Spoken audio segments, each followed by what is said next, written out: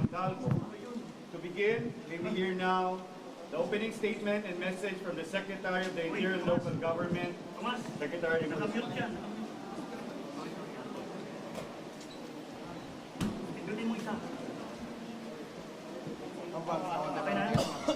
Magandang hapon po sa inyo lahat.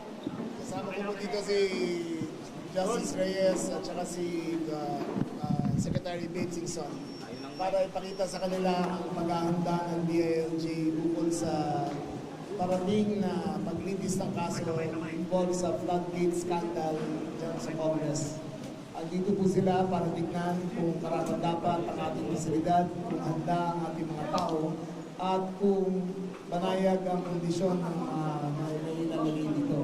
Pinapakita po namin na handa kami, handa ang fasilidad. 108 rooms are available para sa lahat ng mga quarantine. Dala siguro si Justice Reyes na asa sa inyo. Good afternoon, everybody. I will be referring to Secretary Singson, but I have to say that crime does not pay. There is no perfect crime, but this is an almost perfect jail facility. Thank you.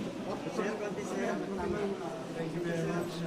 Unang-una gusto ko magpasalamat kay Secretary John Vic for inviting us. At saka, we have been very interested to find out kung meron na kami ready facilities.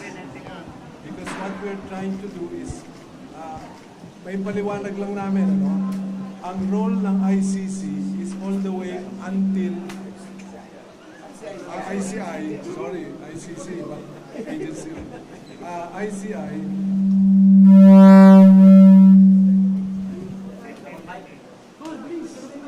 the main purpose is investigative. I know that our people, the taxpayers, are very agitated because gusto nila may makulong kagad. Unfortunately, hindi role ng ICI yun. Ours is investigative. It goes to OMB, OMB to Sandigan. So medyo mahaba yung proseso yun. So what we are trying to do is look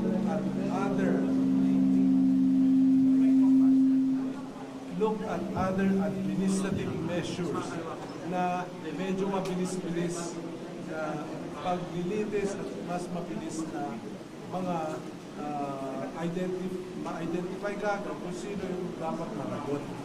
So, sana maintindihan ng ating mga kababayan na ang ICI ang hindi siya magpapakulong. Kasi inaasahan nyo, ICI yung magpapakulong. Kaya namin parati pinapaliwanag yun. Okay, having said that, nandito tayo ngayon sa facilities because we have been in touch with Secretary Boying of the Ombudsman and now with Secretary John Vic to understand ano ba yung preparasyon na ginagawa ng ibang agencies. So we know that both OMB and DILG with these facilities, handa na ho silang tumanggap ng dapat sino ang managot. Now, as mentioned, itong facility na to, nakita nyo naman na isang cell has 10 beds.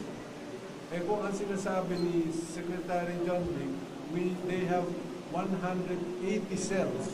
108. Oh, so times 10, so that's more than 1,000. So, nakita nyo naman, it's well ventilated, may ilaw, stable, still members pa nga yung items na ginamit dito. So, I think medyo kung hindi naman dapat sobrang importante. But it is very decent. Meron sariling CR, may sariling running water, at saka may 4 na ventilador kada cell. So, I think, as far as I'm concerned, as an engineer, it's a very decent facility and really compared to other city jails, malayo. So it will now depend on sino-sino at anong levels of pay grade ang dadalhin dito. So I will leave it at that, and maybe if there are some questions, I don't know if the Secretary and Chairman Reyes will allow Q&A. We will now open the floor for questions. Please state your name, organization, and to whom your question is directed. So, start. Sir Jom from DZMM. Sir, magkano yung budget for the creation of this and why is there a need na gumawa ng sariling detention facility? Hindi, nagkachamba lang yan. Na nagkataon lang to na ngayon lang natapos yung wing na to ng Quezon City Jail. Kung naalala nyo, dati sa Kamuning to, project to ng dating Speaker Belmonte. Natapos yung first phase, second phase, nilipat lahat ng taga Kamuning. Ito ang last phase na natapos, kakatapos lang. So nung sinabi sa akin na malapit na ang indictments, naganap kagad kami na facility na pinakamalapit. At nagkataon lang na dito talaga ang pinaka-available. So bakit po kailangan na iwalay sila dun sa mga regular na Hindi naman. By clusters yan eh. So ito, wala kaming tinatanggal dito, wala kaming dinadagdag. Kakabukas lang, kaya dito sila ilalagay talaga. Secretary, Glenn Lloyd, pwede kayo mag-recommend sa Sandigan Bayan? Hindi po. Pwede kami mag-recommend. Ang unang option kasi is Camp Crame, pero i-condemn na namin ng holding unit doon eh. Kung saan dati kinulong sir yung ibang mga senador tsaka involved sa Napoles. Ano po na yun, i-clear na po yun kasi gagawa ng bagong headquarters ang PNP. So hindi na po pwede gamitin ng Crame. Ang requirements po ng Sandigan ay dapat malapit sa kanilang courthouse. Judging from the magnitude of this case, which can go from between 200 to 1,000 indictees, ito na ang pinakamalapit at pinakamalaki para magkasya lahat yan.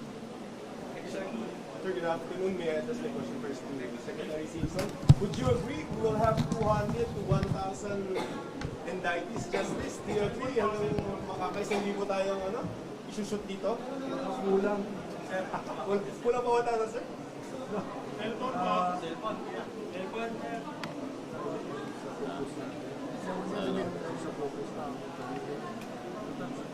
Nasa media ang focus natin. Okay, based on our discussions yesterday at the Senate committee hearing on this new proposed IPC, Independent People's Commission, pinakita namin sa kanila at binanggit namin that looking alone at the ghost projects lang, 421 yung identified. Now, marami pa rin yun, malaki pa rin masyado yun. So we're trying to narrow down and focus on priorities. Okay, so, hindi ko na muna i-disclose kung ano yung mga priorities na yan, but we internally already have identified priorities where we will start building cases kasi alam niyo naman, to build up a case, kailangan may affidavit, ng barangay captain, etc. Kung sino yung nag-construct yan, sino yung involved dyan. So, isang kaso lang, ilan ang involved dyan? Sino-sino yan? Kung may rig bidding pa yan, ang dami mong isasama yan. So, kada isa, 10 na lang minimum. So, ilan ang pwedeng gumamit ng facility dito? Eh kung 421 yan, before times 10, kulang. Justice, Justice, you had a very impassioned speech. You said people are enraged, we were betrayed. From the way, sir, based on that statement, it seems na, and also the statement sa Senate, it seems from what you have so far gathered, kita nyo na po yung scheme. You said that the flow of money was cash, and then there was texting in terms of maybe coordination. Can you just walk us through in give us a description of how this scam is perpetrated? Yun lang sir na ginagawa nilang kalokohan. Kung kukuha ng pera, paano sir yung scam na yun? It's the project is sold down the line. Somebody up will sell the project, and they select the engineer and they select the contractor. Everybody's up. That's all I can say. Without preempting. Good afternoon, Harley Valverde from PDP. Secretary, over the years, naging practice na ng rich detainees yung magpa-hospital arrest kapag sila ay nakukulong. So now, with the new jail facility, do we have the enough medical facility here para yung mga rich detainees hindi na kailangan din sa ospital? Opo, nakahanda na po yung PGH, Payatas General Hospital. Meron po kami infirmary dito, lalagyan namin ng lahat ng resuscitation machine. Kung dialysis kailangan, maglalagay kami ng dialysis machine. Kung kailangan nila ng heart monitoring equipment, maglalagay rin kami. So wala nang excuse para sabihin na lang kailangan St. Luke sila. Lahat ng kailangan sa St. Luke's, andi dito na rin. And then to Chair and to Commissioner, I know you've been asked this question a lot of times and you are just a recommendatory body, but based on your assessment, how soon can we expect na may makukulong over the flood control anomalies? Can we expect na may makukulong now at least within the year? If I may, as I said, no, hindi amin yun. Ours is to make sure that what we submit to the Ombudsman is has enough information for the OMB to take it up to Sandigan. Now, there were good suggestions in the hearing yesterday. No? And one suggestion was kung pwede mag-create ng special division dun sa Sandigan para meron limited, kung halimbawa, nag-file ang OMB within a certain period of time, number of days, dapat may decision, yes or no. But sir, based on the evidence that you gathered, do you think matibay para magpakulong na kahit isa lang sa atin? Hindi ako abogado, engineer ako, pasensya na kayo. We'll ask the chair. Being Sir, magsiselos kami niyan sir. Magsiselos kami niyan sir. Lalampot lang. Hindi sila sadya. being a former prosecutor, I was for 9 years Tanad Bayan prosecutor. So we will make sure that level enough for indictment. And we will make sure that our evidence is based on the fair assessment.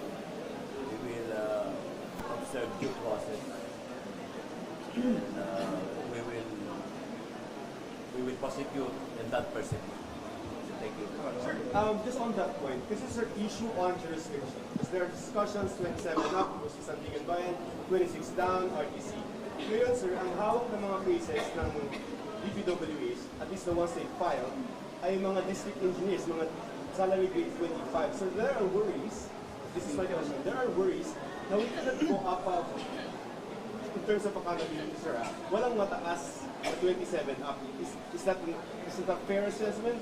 Or you think that we can indict or file an information against maybe congressmen, DPWs undersecretaries?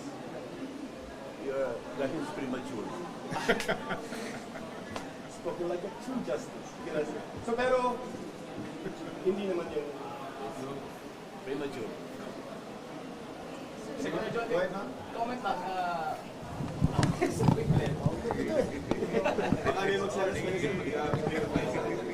Zach, hindi maiwasan na even, nagawa kayo ng inspection over and over and over again with yung Pasig City. People are asking mo kung tinatakot na raw lang ninyo yung mga alleged leaders ang plot dito sa flood anomaly. The anticipation of death is worse than death itself. Sila nag-anticipate naman yan, hindi kami. Pinapakita lang namin kung saan sila malalagay. Pinapakita namin kung sinasabi ng batas. Pinapakita namin kung anong ayon sa ginawa nilang, kung anong inapasok ang krimen paano magiging intimidation yun? Kung pinapakita lang namin yung tama sa batas. Diba? So hindi intimidation yan. Terrorism. Hindi. Pero pinapakita lang talaga namin yung ano ang karapat-dapat para sa kanila. Last three questions. Chair, Marian Bastasa po, Last Pilipinas. Kanina sir, si Ombudsman Revilla, he's saying na within 30 days, baka mag-file na sila sa Sandigan Bayan ng case.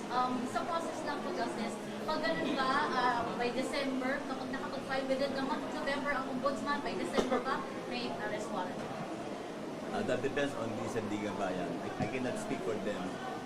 Yes. But usually, Justice, pag ganun mga cases. That's the historical point. Chair, Next, Lisa yes. Cotonero po from Bomboracho, Philippines. Earlier, Chair, may pumunta po sa tanggapan ng ICI na mga nag-area.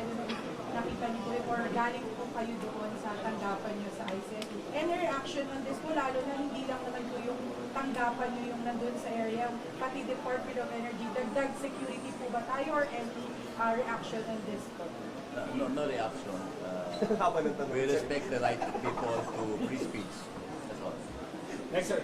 Sir, can we, PG po from Philippine Star po, can we get a description po kung anong klaseng rules po regarding sa live stream and maybe ask po the turning point? We are still drafting our rules of procedure regarding our entire investigation. So I cannot give any statement right now on that.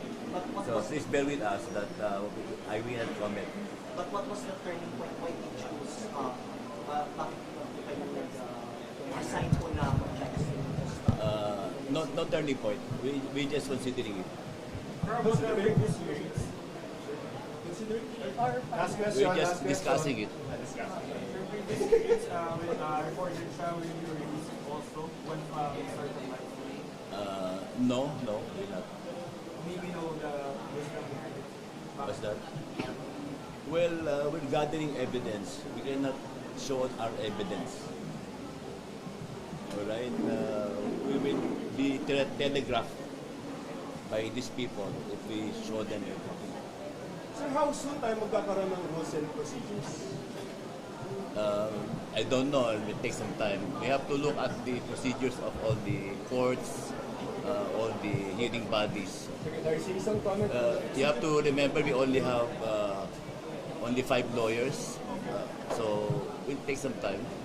We borrowed 8 from the PAO, so now we have 13, but we're undermanned, but we will try to finish it. Alright, thank you cannot to say. our media partners for your questions and to our guests for their answers. This concludes our press con. Maraming salamat. Magandang araw po. No comment. Sana pa rin